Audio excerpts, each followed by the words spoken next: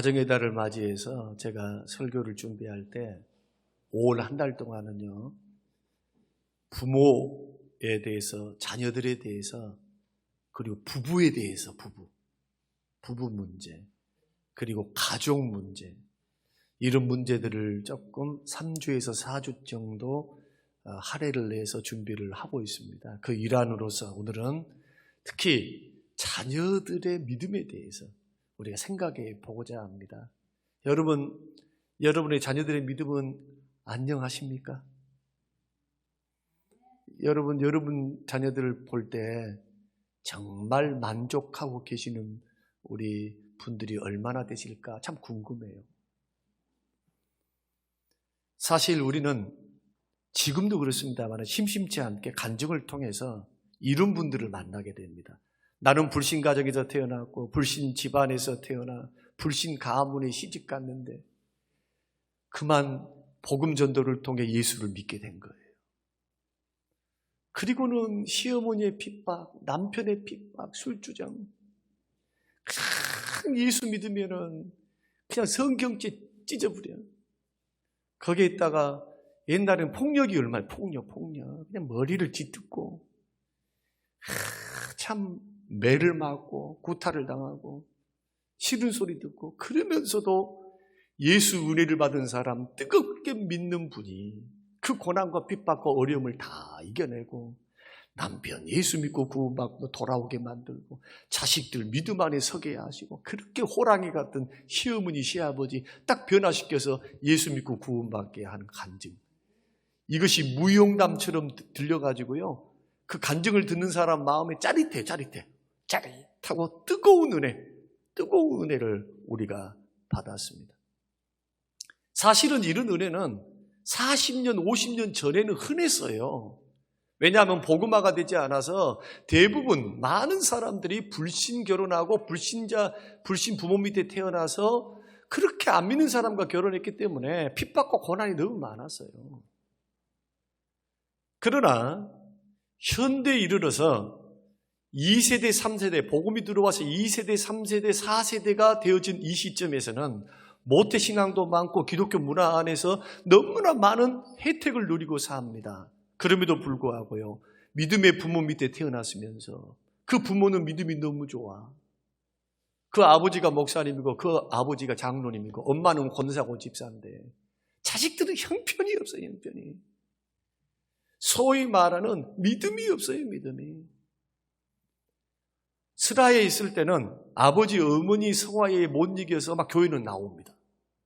그런데 결혼하거나 대학을 가거나 아니면 세상으로 나가면은 신앙 버려요. 믿음 버려버리고 신앙 버려버리는 그러한 일들이 오늘날 얼마나 많습니까? 교회를 나오는 자녀들도 부모의 성화에 의해서 교회는 나왔지만 마음은 싫어.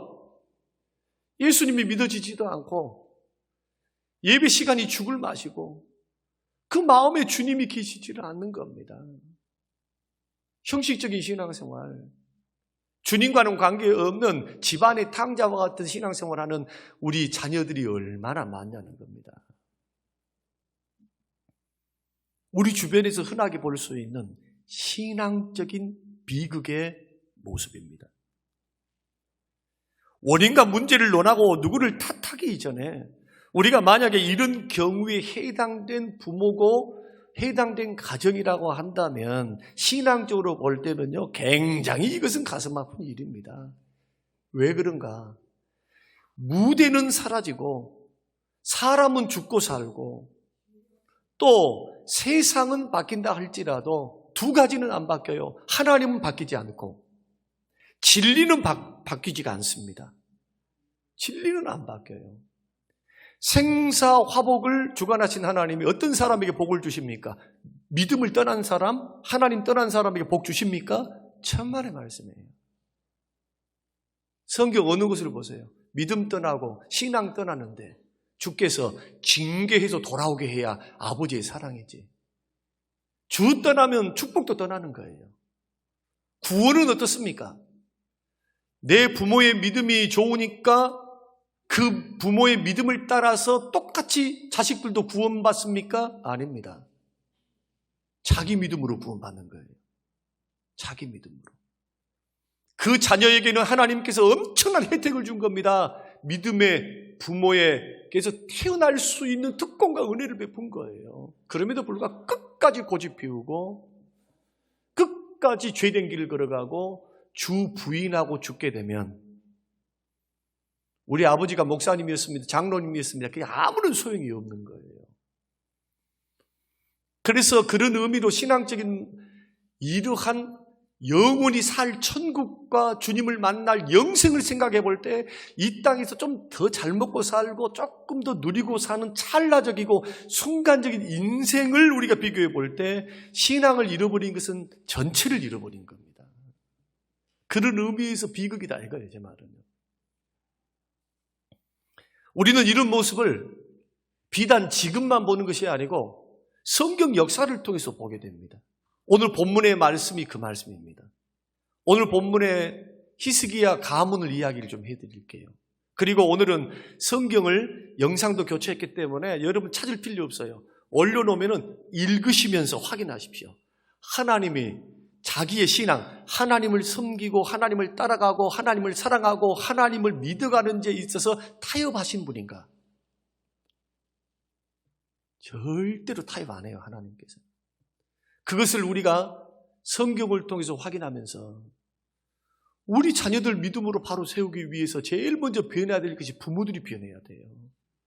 여러분, 자녀들은 하나님이 우리에게 주신 축복임과 동시에 사랑의 결실임과 동시에 우리에게 주신 책임입니다. 책임이 있어요. 자녀를 잘 키울. 거기에 사명이 있습니다. 주의 교양과 훈계로 하나님의 사람으로 세워놔야 할 책임이 누구에게 있느냐? 부모에게 있습니다. 그래서 성경은 신명기 6장에서는 자녀들에게 길에 누워있든지 앉아있든지 집에 들어오든지 어떠든지 간에 하나님을 사랑하고 목숨과 뜻과 생명 정성 다하여 몸 다하여 힘 다하여 주 너희 하나님을 사랑하라, 이것을 가르치라. 가르치라는 거예요. 부지런히 가르쳐, 부지런히. 하나님이 살아계심과 하나님이 생사화복을 주관하심과 하나님의 구원 주심과 하나님의 은혜로우심과 하나님의 축복 주심을 부지런히 가르쳐라. 이 세상에서 하나님 이외에 하나님보다 더 사랑하는 거, 그거 못하도록.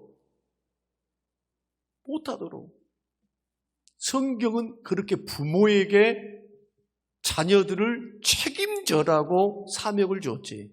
주일학교 교사들에게 줬는데 주일학교 교사들만 믿고 있는, 뺑 믿고 있는 부모들은 어리석은 부모라 이거예요. 이 부분이 왜 그렇게 심각하고도 중요한가를 오늘 히스기야를 통해서 한번 살펴보려고 합니다. 여러분, 히스기야가 어떤 왕입니까? 유대의 13대 왕입니다. 탁월한 믿음을 가졌습니다.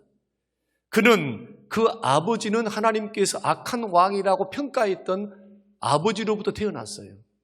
다윗의 길을 걸어가지 않고 여로보암의 길을 걸어가는 아버지 밑에서. 그는 왕이 되자마자 종교 개혁을 단행합니다. 우상 섬긴 그 꼴이 뭐냐? 하나님의 은혜 끊기고 하나님의 축복 끊기고 하나님의 역사가 끊긴 모습을 누가 봤을까요? 히스기야가 본 거예요. 아, 나의 인생과 우리나라는 우상은 대안이 아니다. 하나님만이 대안이다. 그래서 아버지가 세워놨던 우상과 신상과 제단을 싹 헐어버려요. 종교개혁을 일으킵니다. 그리고 하나님을 떠나서 우상을 섬기고 불신앙 가운데 범죄했던 이 민족들을 그리스도께로, 하나님께로 집중시켜요. 마음을 돌이키는 일을 한다. 그리고 하나님께서 미워했던 모든 것들을 다 치워버리고요. 추방하고 또한 백성들에게는 선정을 베풉니다. 백성들이 히스기야가 죽었을 때 그가 얼마나 사랑과 선정과 말씀과 은혜로 백성들을 섬겼는지 그 존경하는 마음을 담아서 오늘 본문의 말씀을 보면요, 그렇게 대우를 해요. 죽고 난 후에. 그것이 역대하 32장 32절입니다. 자, 같이 한번 읽겠습니다. 한번 띄워주시고. 역대하 32장 33절 시작. 히스기야가 그의 조상들과 함께 누우매 온 유다와 예루살렘 주민이 그를 다윗 자손의 묘실 중 높은 곳에 장사하여 그의 죽음에 그에게 경의를 표하였더라. 그의 아들 므낫세가 대신하여 왕이 되니라. 여러분 보세요. 왕 다윗 왕의 묘실에는 다윗을 비롯해서 12명의 왕이 지금 들어가 있어요. 그런데 백성들이 자기 왕을 그 묘실에 섬길 때 다윗보다도 더 높은 곳에 위치하는 거예요. 높은 곳에. 소위 말해서 제일 1등입니다. 우리에게는. 누가 그렇게 하는 겁니까? 그래서 오늘 말씀 보니까 경의가 뭡니까?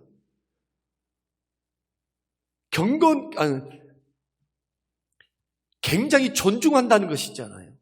그러니까 귀하게 여기고 경의를 표하고 예를 갖추고 같은 가장 높은 곳에 위치해서 장사를 지냈다. 그만큼 믿음도 뛰어났지만 백성들에게 존경받는 선한 왕이었다는 겁니다. 그런데요, 그가 죽고 나자마자 12살 된 그 아들 므낫세에게 왕위를 물려줬는데 천지개벽할 일들이 일어나요. 죽고 나자. 12살이 왕이 되는데 12살이 뭘 알면은 뭐 얼마나 알겠어요. 그런데 12살의 왕이 딱 되자마자 성전에 있는 모든 하나님을 섬기는 것들을 폐하고 우상을 다시 섬기기 시작합니다. 성전 안에다가 우상을 세워요. 산당을 짓습니다. 그러면서 히스기야와는 정반대의 길을 걸어가는 것. 이것이 므낫세가 했던 겁니다. 자, 33장 2절과 3절을 한번 읽어보십시다. 여호와 보시기에 악을 행하여 여호와께서 이스라엘 자손 앞에서 쫓아내신 이방 사람들의 가증한 일을 본받아 그의 아버지 히스기야가 헐어버린 산당을 다시 세우며 바알들을 위하여 제단을 쌓으며 아세라 목상을 만들며 하늘의 모든 일월 성실을 경배하며 섬기며 뭡니까? 아버지의 믿음도 버려버리고 아버지의 하나님도 버려버렸다 이거예요. 어찌 이런 일이 일어날 수 있습니까? 아무리 생각해도 너무하잖아요. 한 세대가 지나기 전에 어떻게 아버지의 신앙을 그렇게 속히 떠날 수 있어요? 한 가족 안에서 이렇게 반대의 사람이 일어날 수 있습니까? 그런데 이 문제는 여기서 끝나는 것이 아닙니다. 우리가 왜 자녀들을 믿음으로 바로 세워놔야 되느냐? 그냥 자기만 멸망당하고 자기만 안 믿고 죽고 자기만 그냥 안 믿으면 괜찮아요. 그 문제는 잘못 키워놓고 잘못 믿음으로 세워놓지 않으면 나 아니라 주변의 많은 사람들을 죄악의 길로 인도하는 사단의 도구가 된다. 이게 너무 심각한 겁니다. 그것이 9절의 말씀이에요. 자, 9절 말씀 한번 같이 한번 읽겠습니다. 자, 빨리빨리 올려주세요. 빨리빨리. 같이 읽겠습니다. 시작. 유다와 예루살렘 주민이 므낫세의 꾀임을 받고 악을 행한 것이 여호와께서 이스라엘 자손 앞에서 멸하신 모든 나라보다 더욱 심했다. 그 말이 뭡니까? 백성들을 홀게가지고 꾀해가지고 우상을 믿게 해요. 우상을 누구 짓거리입니까? 사단이 짓거리지. 마귀 짓을 한다면 마귀지. 그런데 더 통탄할 것은 하나님께서 유대의 20명의 왕 중에서 가장 악한 왕을 므낫세로 진복합니다. 55년 동안 왕이 있었는데 왜 그러냐? 이방 사람들이 자기의 우상을 섬기는 것보다 배나 더 잘 섬겨버려요. 자기만 그런 것이 아니라 이스라엘 백성들을 온통 우상화 시켜버린 거예요. 우상화. 히스기야가 아들을 잘못 믿음으로 세우지 못하고 주의 교양과 훈계로 세우지 못한 비극이 자기야 믿음이 좋았고 자기야 잘 믿었고 자기야 하나님 복 받고 자기야 하나님의 은혜를 누리고 그러나 주님의 말씀은 천대까지 은혜를 베푸시는데 뒤에는 은혜 베푸십니다. 왜? 회개하고 돌아오거든요. 므낫세가. 끝에는 돌아와요. 그래서 하나님은 므낫세의 악행을 보시고 진노하십니다. 므낫세 이후에 국운이 기울어집니다. 하나님께서 축복을 거둬요. 그리고는 56년 후에는 망합니다. 개처럼 므낫세도 개처럼 끌려가요. 포로로. 놀라운 것은요, 이런 악한 왕이었는데 우상의 주범이었고 유대 땅에서 이런 왕이 없었는데 놀라운 것은 마지막에 회개합니다. 자, 회개하는 장면을 우리가 듣고 제가 여러분께 질문 하나 드리려고 그래요. 자, 한번 역대하 33장 10절 13절 띄워주세요. 같이 한번 읽겠습니다. 시작. 여호와께서 므낫세와 그의 백성에게 이르셨으나 그들이 듣지 아니하므로 여호와께서 아수르 왕의 군대 지휘관들이 와서 치게 하시매 그들이 므낫세를 사로잡고 쇠사슬로 결박하여 바벨론으로 끌고 간지라. 그가 환난을 당하여 그의 하나님 여호와께 간구하고 그의 조상들의 하나님 앞에 크게 겸손하여 기도하였으므로 하나님이 그의 기도를 받으시며 그의 기도를 들으시사 그가 예루살렘에 돌아와서 다시 왕위에 앉게 하시며 누가 앉게 하십니까? 하나님께서. 므낫세가 그제서야 여호와께서 하나님이신 줄을 알았더라.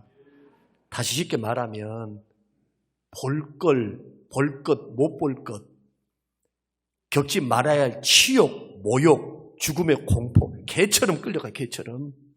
하나님께서 너는 자격 상실이야. 축복 줄 수 없어. 왕의 권위도 다 내려놔버려요. 하나님께서 폐해버리시고.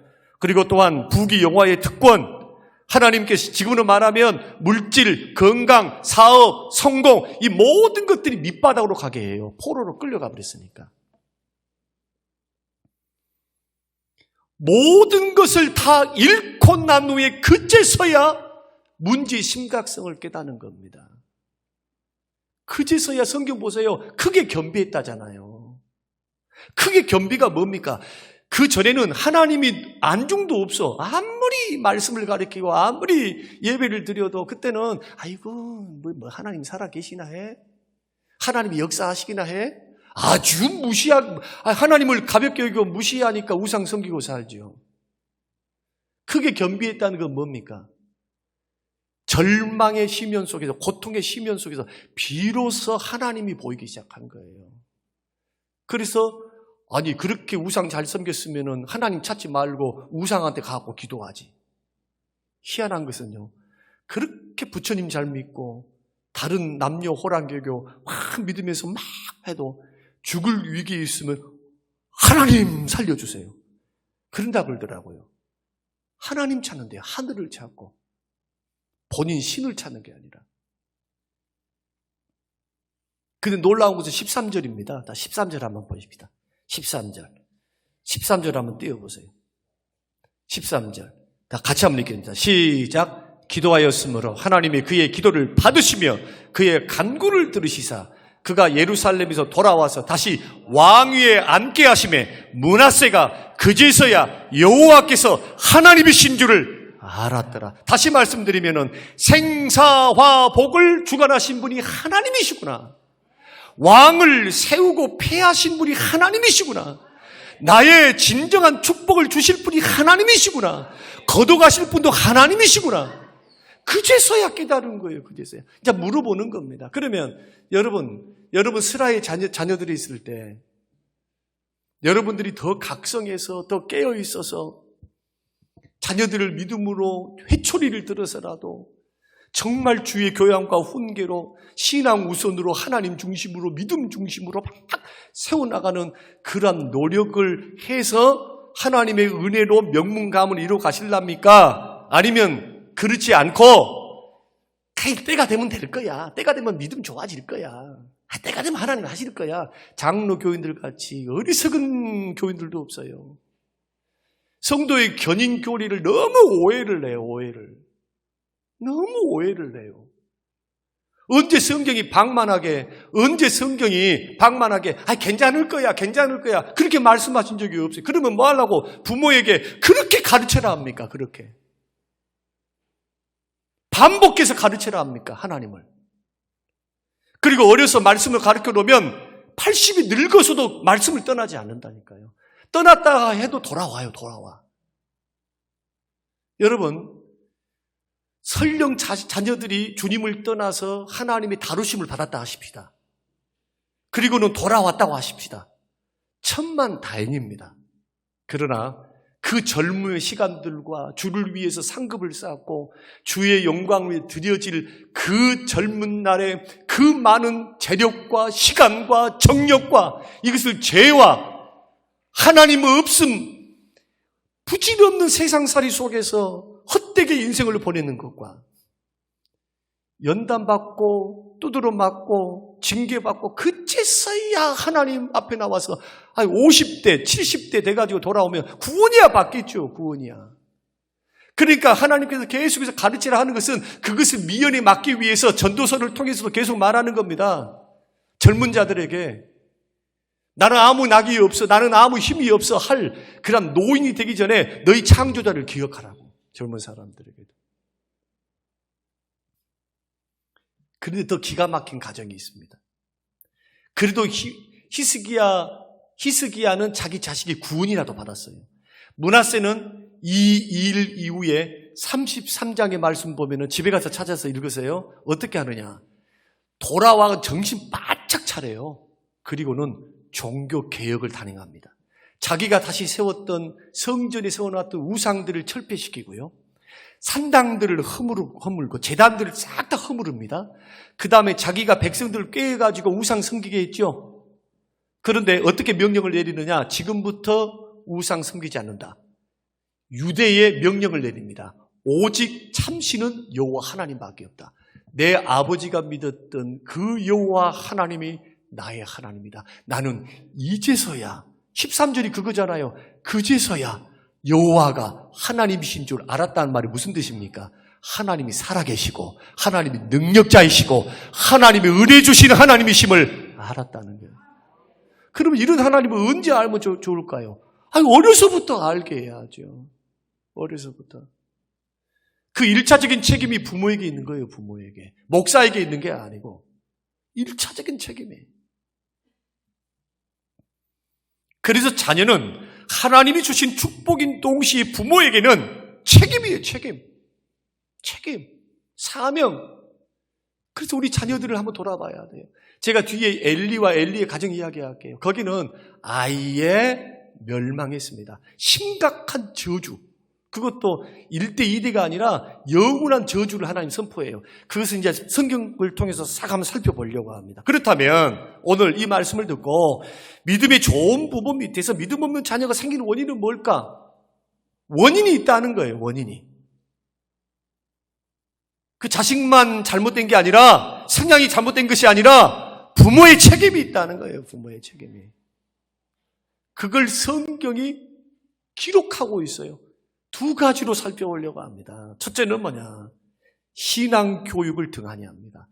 하나님보다 자식을 더 오냐 귀중히 여겨가지고 하나님 말씀보다도 하나님을 사랑하는 것보다도 가르치는 것보다도 금지 오교부를 키워가지고 징계를 못해요. 가르치지를 않아. 이 등한히 한 것이 바로 히스기야였다. 여러분, 므낫세를 히스기야가 몇 살에 낳느냐? 42살에 낳아요. 늦둥입니다. 42살. 그러면 42살이었다면 히스기야가 이때가 언제냐? 그 나이 38세에 죽을 병이 걸립니다.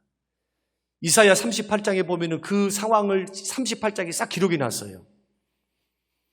하나님께서 죽을 병에 걸린 이 히스기야에게 이사야를 보냅니다. 그러면서 하나 하시는 말씀이 죽고 살지 못하니까 삶을 정리해라. 왕이 물려줄 거 물려주고 네 인생 정리해.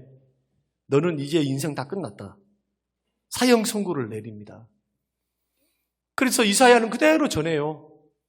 히스기야가 그 소식을 듣고 얼굴을 벽으로 향하고 성경 보세요. 38장 이사야 38장에 보면 통곡하면서 하나님 앞에 눈물로 기도합니다. 그 기도의 내용이 뭐냐 하면 하나님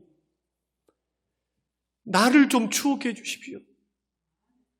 내 아버지 세대가 우상을 섬기면서 하나님을 떠났을 때 저는 종교개혁을 일으켰고요.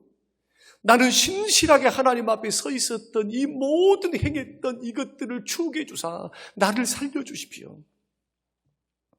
그랬더니 하나님께서 기적으로 역사하십니다. 어떻게 하십니까? 왕의 문, 왕궁을 떠나기 이전에 이사야가 자기 집으로 돌아가서 왕궁을 나가서 자기 집에 들어가기 이전에 하나님 응답이 팍 떨어져 버려요. 순식간에.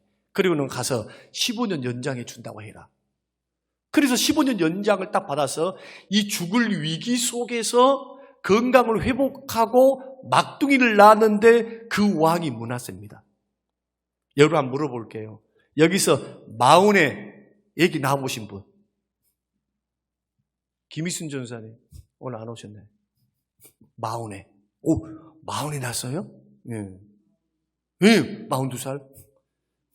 내가 우리 목사님 중에 42길 논 4명 논 목사님이 계시는데 그 목사님의 사랑은 어디로 쏟느냐? 40살에 낳았던 그 자식에게 쏟아요. 왜냐하면 내가 70이 되면 30살 이제 결혼해야 돼. 그러니까 오로지 나 죽으면 나가 먼저 죽고 먼저 핏덩이 같은 그래서 온통 그 생각이에요. 그래서 나는 큰 놈, 둘째 놈, 셋째 놈 나 만나갖고 이야기한 걸 내가 못 들었어. 내가 그 집에서 맨날 막둥이 이야기한다고. 막둥이 우리 막둥이 봐봐. 우리 막둥이 오메 벌써 고등학생 됐다고. 놀랄 노자요. 자기가 죽을 병에 걸렸다가 하나님의 은혜로 살아났으니 그래서 하나님이 그 아들을 주셨으니 금지 오겹으로 얼마나 키웠겠냔 말이에요. 그러니까 부모가 지나치게 자식을 너무 하나님보다 사랑하면 징계를 못해요. 징계. 자식 마음 상할까 봐. 자식 마음 상할까 말이에요. 신앙에 대해서는 아주 요즘 부모님들이죠. 학원을 안 가고 무슨 성적이 좀 떨어지고 대학 떨어지면 막 죽을 것처럼 하면서 믿음이 떨어진 것에 대해서는 뭐 별로 관심이 없단 말이에요. 살아계신 하나님을 믿고 생사화복을 주관하는 하나님을 믿는다고 그렇게 아멘 해놓고 말이에요. 행동으로 보면.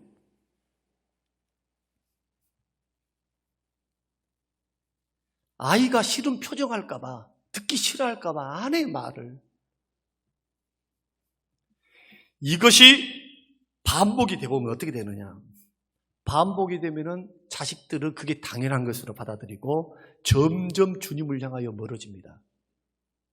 그러면 어떻게 되느냐. 잠언 29장 15절 한번 올려주세요. 다 같이 읽겠습니다. 시작. 채찍과 꾸지람이 지혜를 주거늘 인의로 행하게 벌어준 자식은 어미를 욕되게 하느니라. 부지런히 두드러 패야 돼요. 죄송합니다만 오늘 이 방송이 유튜브를 통해 생방송 나가니까 또 누가 고소할까 모르겠네. 두드러 팬단 말은 죽으라고 팬단 말은 아닙니다. 법대로 패세요.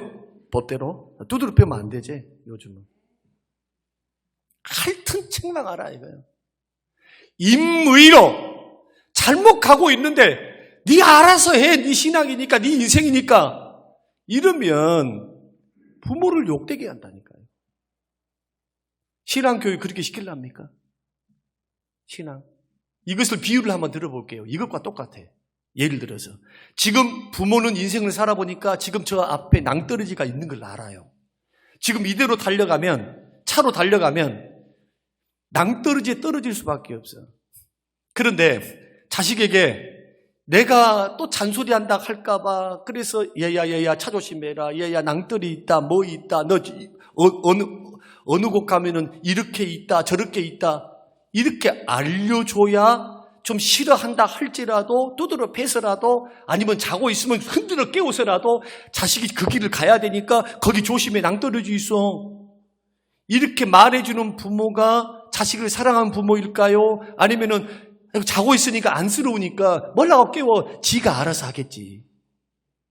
다 컸는데 경고도 하지 안 해주고 임의로 자기 뜻대로 하도록 내버려 두는 게 그게 사랑입니까? 목사도 마찬가지예요. 여러분들이 듣기 좋아하는 말 막 좋습니다. 어쩌습니다. 이쩌습니다. 이런 말만 해주는 목사가 좋을까요? 아니면 이 길로 걸어가면은 안 되니까 이 길은 정말 생사화복을 주관하신 하나님 입장에 봤을 때는 복받지 못할 길이니까 인기가 좀 떨어져도 좋은 말 하지 않고 맨날 죄 이야기하고 그러면 누가 좋아라고 해서 그 목사를 안 좋아라 하지. 좀 마음을 좀 위로나 해주고 조금 마음을 좀 부드럽게. 저는 성질이 좀 그렇게 안 돼서 그런가 몰라도 어떤 목사님들은 막 여성스럽게 막 부드럽게 설교도 잘합니다만은 저는 그게 좀 잘 안 돼요. 심판이 있으면 심판이 있다고 그렇게 강하게 말을 해야 되고.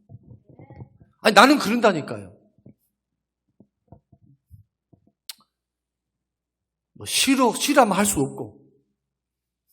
그러나 진정으로 사랑한다면 정확하게 가르치는 분이 나를 사랑하는 분인 줄로 믿습니다. 부모가 그렇게 돼야 된다는 거예요. 그러나 어떤 사람은 이렇게 할 수 있느냐.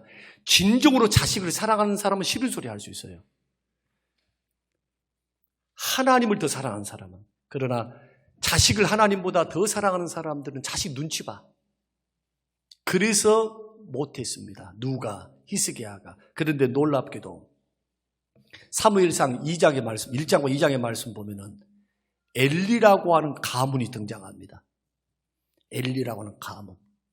이 엘리의 두 아들이 있어요. 홈리와 비느하스. 제사장입니다. 그런데 이들이 어떤 일들을 하느냐.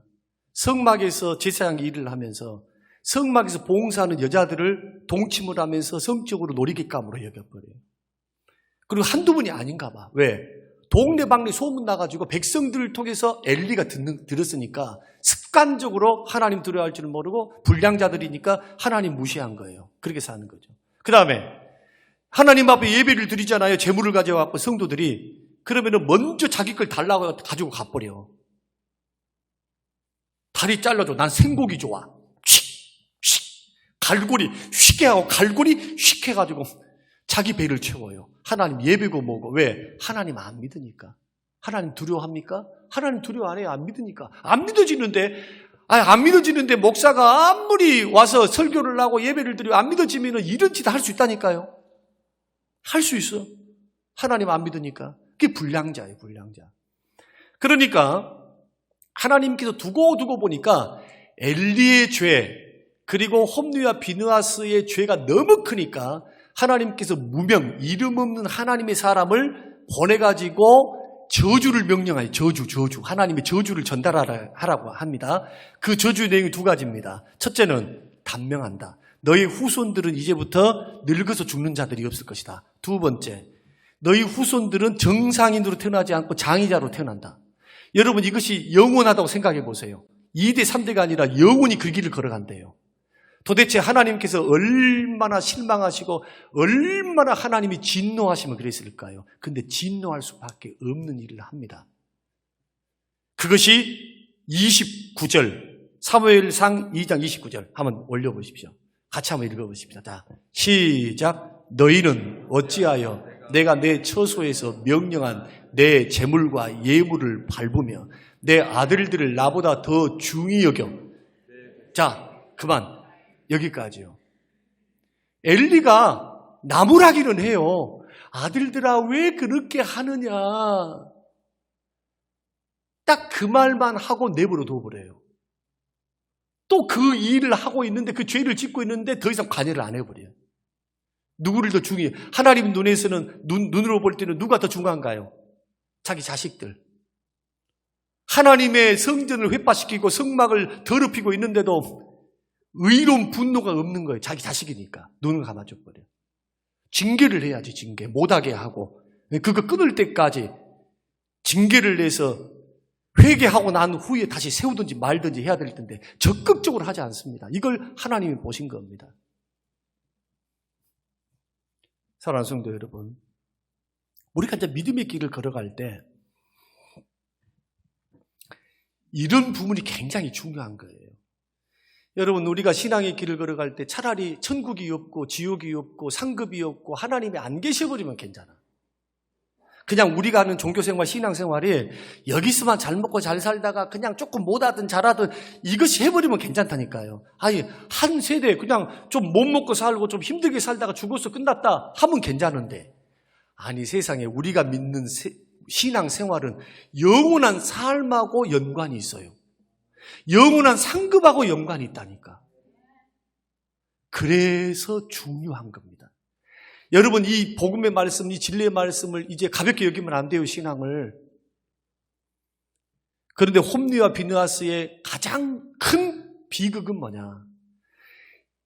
히스기야의 가문은 회개하고 돌아왔죠. 회개하고 돌아왔죠. 그런데 엘리 가문의 특징, 이런 저주를 품어놓고 하나님께서 그렇게 경고를 했으면서도 홈리와 비느하스는 멸망의 길, 죽음의 길, 지옥의 길을 걸어갑니다. 자, 한번 찾아보십시다. 2장 22절에서부터 쭉 한번 읽어보십시다. 자, 큰 소리를 읽으셔야 돼요. 자, 시작. 엘리가 매우 늙었더니 그의 아들들이 온 이스라엘에게 행한 모든 일과 회막문에서 수종드는 여인들과 동침하였음을 듣고 그들에게 이르되 너희가 어찌하여 이런 일을 하느냐? 내가 너희의 악행을 이 모든 백성들에게서 듣노라. 내 아들들아, 그러하지 말라. 내게 들리는 소문이 좋지 아니하니라. 너희가 여호와의 백성으로 범죄하게 하는도다. 사람이 사람에게 범죄하면 하나님이 심판하시려니와 만일 사람이 여호와께 범죄하면 누가 그를 위하여 간구하겠느냐 하되 그들이 자기의 아버지의 말을 듣는다 안 듣는다? 안 듣는다. 왜 안 들었을까요? 이는 여호와께서 그들을 죽이기로 뜻하셨습니다. 사랑하는 성도 여러분, 자녀들에게 이 말씀 좀 드리고 싶어요. 우리 아버지, 어머니 잘났든 못났든, 잘 배웠든 못 배웠든 여러분의 아버지, 어머니는 이미 인생을 겪었어요. 예수 그리스도를 믿어오면서 쓴맛, 단맛, 실패, 이 모든 걸 경험하는 경험치를 가지고 체험의 신앙을 갖고 있는 거예요. 여러분, 부모님들의 말들을 가볍게 여기지 말게 되시기를 주의 이름으로 축원합니다. 여러분, 믿음 있는 부모님들 말을 크게 들어야 복을 받아요. 복을. 책망의 말을 들더라도 아멘으로 달게 받으셔야 돼요. 또한 부모님들은 하나님의 기준에서 물러서면 안 돼요. 이 말하면 자식들이 싫어할 거야. 이 말하면 이럴 거야. 아니, 자기가 안 들어서, 그 자식이 안 들어서 멸망을 당하면 자기 책임이에요, 그것은. 그러나 부모가 가르쳐주지 않고 하는 부모의 책임이에요. 부모의 책임. 여러분, 신앙이라고 하는 게 부모가 믿음 좋다 그래가지고 덩달아서 자식도 같이 부모 따라서 천국 가는 거 봤어요? 자기 믿음으로 가는 거지. 자기 믿음으로. 그래서 히스기야의 길을 걸어갈 것인가? 엘리의 길을 걸어갈 것인가? 히스기야는 그래도 회개하고 돌아왔어요. 영적으로 깨어있는 사람이지만 엘리는 하나님 음성이 안 들려. 6살짜리, 7살짜리, 8살짜리 사무엘은 하나님 음성을 듣는데 90이 되는 이 제사장을 40년, 50년 한 이 제사장, 가장 가까이서 하나님을 섬기는 사람이 안 들린단 말이에요. 영적으로 얼마나 묻어 있으면 자식이 뭘 보고 배웠을까요?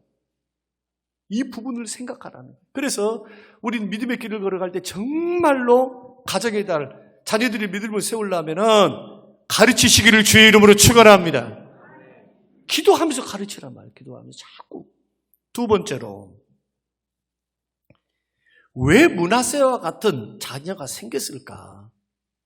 두 번째는요, 히스기야 말년에 믿음의 병이 듭니다. 그래서 믿음의 본을 보이지를 못해요. 자식이 그걸 보고 자랍니다. 자, 성경 찾아봅시다. 이거 굉장히 중요해요. 저 위에 한번 띄워주세요. 역대하 32장 24절. 계속해서 한번 읽습니다. 큰 소리로. 중요하니까 다 끝났어요. 자, 시작. 그때에 히스기야가 병들어 죽게 되었으므로 여호와께 기도하며 여호와께서 그에게 대답하시고 또 이적을 보였다는 뭡니까? 죽을 병에서 살려주신 거예요. 이게 이적이에요. 25절 시작. 히스기야가 마음이 교만하여 그 받은 은혜를 보답하지 아니하므로 진노가 그와 유다와 예루살렘에 내리게 되었더니 히스기야가 마음의 교만함을 뉘우치고 예루살렘 주민들도 그와 같이 하였으므로 여호와의 진노가 히스기야의 생전에는 그들에게 내리지 아니하니라. 자, 이 말이 무슨 뜻이냐? 우리 같으면 죽을 병에서 기적으로 나를 살려주셨으면은 하나님의 은혜 주심이라고 생각하고 은혜에 감사하며 전적으로 겸손하게 하나님의 은혜 보답하며 살 것 같아요. 여러분, 한번 저를 쳐다보신 분들, 여러분 죽을 병에 하나님이 기적으로 그냥 공짜로 살려줬어. 대학병원 간 것도 아니야. 돈 든 것도 아니야. 기적으로 살려줬어요. 그러면 나머지 인생 15년 인생 어떻게 살았으면 좋을까요? 교만해야 됩니까? 은혜를 기억하며 살아야 됩니까? 그래서 선줄로 생각하는 자는 넘어지니까 조심하라 이거예요. 이렇게 믿음 좋은 히스기야도 딱 하나님의 은혜를 받고 자식을 낳고 건강이 회복이 되니까 그 교만이 뭡니까? 교만. 은혜에 보답하지 않는 게 교만이에요. 다시 말씀드리면 나에게 주어진 모든 것들이 하나님의 은혜라고 여기는 사람은 교만한 거 봤습니까?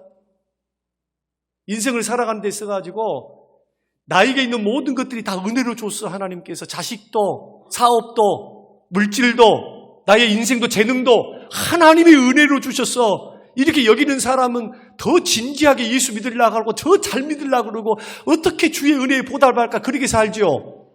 내 것인 것처럼 살긴단 말이에요. 교만이 뭡니까? 하나님을 의식하지 않는 거예요. 그러니까 38년 이전에는 죽을 병 들기 이전까지는 하나님 의식하면서 하나님 바라보면 젊을 때 믿음 생활 너무 잘했어. 그런데 하나님께서 평안 주시고 생명 연장시켜 주시고 축복 주시고 나이가 드니까 너 교만이 딱 찾아와요. 언제나 하나님보다 자기가 더 앞서. 판단도 앞서고 생각도 앞서고 은혜도 보답하지 않고 그러니 하나님이 딱 보시니까 아이고 얘는 안 되겠구나 해서 진노를 베푸신 겁니다. 그러면 질문입니다. 므낫세는 42살에 낳는데 어렸을 때 히스기야가 회개하고 돌아올 때까지 어떤 모습을 보고 자랐을까요? 교만한 자기 아버지 믿음 보고 자란 거예요. 교만한. 하나님이 안중에 없어. 신앙은 형식이에요. 그러니까 부모의 신앙이 형식이면은 자식들도 형식적이다.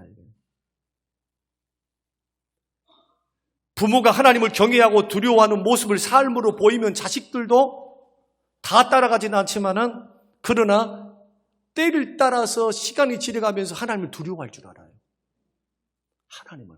어려움이 있을 때마다 엎드려 기도하는 모습을 보고 자란 자식들은 비록 곁길로 걸어갔다 할지라도 므낫세 보세요. 므낫세. 결국 회개한 모습까지 다 보죠. 하나님의 진노. 그러죠? 그러니까 믿음의 본을 잘 보이지 못하면 끝까지 자식들은 뭘 보고 배우느냐? 부모를 보고 배우는 거예요. 교회를 갈 때는 교회 교인인데 들어와서는 완전히 보면은 예수 믿는 사람이 아니야. 아버지도 그렇고 어머니도 그렇고 몸만 우선순위만 있다면 믿음은 뒷전이야. 그냥 야 빨리 공부해라. 대학 가야 돼. 야 해놓고 해. 이런 식이니까 애들이 그렇게 배워놨는데 뭐 하려고 목숨 걸고 예수 믿어요. 여유가 있고 좀 뭔가 살만할 때 그냥 교회 나오면 되지. 그걸 가르쳐놓고 믿음 그렇게 보여놓고 믿음 좋게 해달라고 기도하면 되겠냐 이거예요. 그래서 오늘 이 긴 설교를 하면서 우리가 한번 생각해 보자는 거예요. 생각해 보자는 거예요. 부모로서 어떻게 자식들을 세워갈 것인가. 이미 이스라엘 품을 떠나버린 자식들은 어떻게 할 도리가 없어요. 이제 제가 전에도 말씀했잖아요. 부지런히 기도하세요. 부지런히 기도하셔야 돼요. 기도밖에 없어요. 이제 하나님 긍휼 베푸시고 은혜를 주셔서 그들이 깨닫고 돌아와서 비록 므낫세의 길을 걸어갈다 할지라도 회개하고 돌아와서 다시금 서게 해주십시오. 더 좋은 기도는 하루라도 1년이라도 더 빨리 돌아와서 하나님의 영광 위에 살게 하시고 영혼도 구원받고 하늘의 상급도 받고 주의 영광을 위해서 쓰임받는 하나님의 사람이 되게 달라고 기도하시기를 주의 이름으로 축원합니다. 그래서 어거스틴의 어머니 모니카는 눈물로 새벽마다 어거스틴을 위해서 기도한 겁니다. 그 나이 30세 됐을 때 사생아를 낳고 20대에 로마로 갔던 어거스틴 30세에 눈물 흘린 어머니의 그 기도를 하나님이 들으시사 만이교, 이단, 사설, 사이비 종교에 심취했던 그가 어머니의 기도 때문에 고백록에 그게 나와요. 그 어머니의 기도 때문에 단번에 어떻게 합니까? 단번에 한 번 설교를 듣고 무릎 꿇고 회개하고 그 나머지 인생은 위대한 주의 종으로 살았던 그러한 교회 AD 500년의 역사가 있어요. 오늘 이 말씀을 듣고 가정을 믿음으로 세울 수 있는 우리 모든 성도님들이 되시기를 주의 이름으로 축원합니다. 지금은 낙심 절망할 때가 아니에요. 오히려 기도할 때입니다. 부모가 바르게 서야 될 때입니다. 끝까지 낙심하지 말고 믿음의 본을 보이고 가르쳐줘야 돼요. 이러한 사명을 통해서 우리 모든 성림교회 식구들과 가문이 축복된 천대까지 은혜를 받는 가문으로 세워가시는 우리 성림교회 모든 식구들이 되시기를 주님의 이름으로 축원합니다. 고마우신 하나님, 주시는 귀한 말씀을 마음에 새기고 살아계신 하나님 앞에 우리가 자녀들을 어떻게 세울 것인지 가르쳐도 최선을 다해도 듣지 않으면 어찌합니까?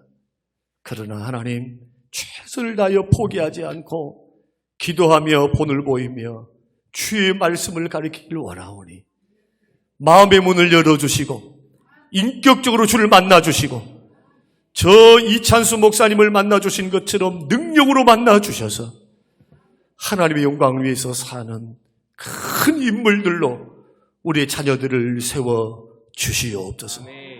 감사드리며 예수님 이름으로 기도합니다. 아멘.